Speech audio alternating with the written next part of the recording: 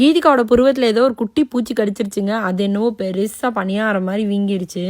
கிட்டத்தட்ட 1 வாரமாச்சு. ஆன்டிபயோட்டிக் எடுத்துகிட்ருக்காங்க. இன்னும் ஒரு 2-3 நாளில் சரியாயிரும்னு நினைக்கிறேன். நிறைய பேர் கேட்டிருந்தீங்க வீடியோ பார்த்துட்டு பாப்பாவுக்கு என்னாச்சுன்னு சொல்லிட்டு, அதான் இதில் சொன்னேன். இன்றைக்கி வந்து குழந்தைய ஸ்கூலுக்கு அனுப்பலை, ஆன்டிபயோட்டிக் எடுத்துகிட்டு இருந்தாங்க. இன்றைக்கி ரொம்ப டயர்டாக இருந்த மாதிரி இருந்தது, அதனால நான் வீட்டில் தான் வச்சுருந்தேன். நல்லா தூங்கி எந்திரிச்சாங்க. எந்திரிச்சோன்னையே வந்து டிவி போட ஆரம்பித்தாங்க. சரிவா கொஞ்சம் நேரம் ஏதாவது பண்ணலாம் அப்படின்னு சொல்லிட்டு கூப்பிட்டு உட்கார வச்சு, நாங்கள் இருந்த பேப்பரு அது இது கலர் பேப்பர்லாம் இருந்தது, அதெல்லாம் வச்சு கட் பண்ணி கொஞ்சம் நேரம் என்கேஜ் பண்ணலாம், திருப்பி அந்த கண்ணை வச்சுட்டு டிவி பார்க்க வேண்டாம் அப்படின்னு சொல்லிட்டு உட்கார வச்சேன்.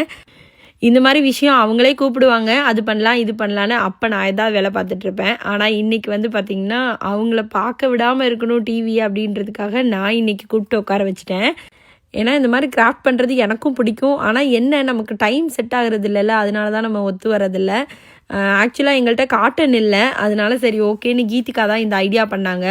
அந்த டாய்லெட் டிஷ்யூ வச்சு இந்த மாதிரி சுற்றி வச்சு கட் பண்ணிடலாமா ஒட்டிட்டு, அது வந்து நல்லாயிருக்கும் பார்க்குறதுக்கு அப்படின்னாங்க. சரி ஓகே, அவங்க யோசனைப்படியே போயாச்சு.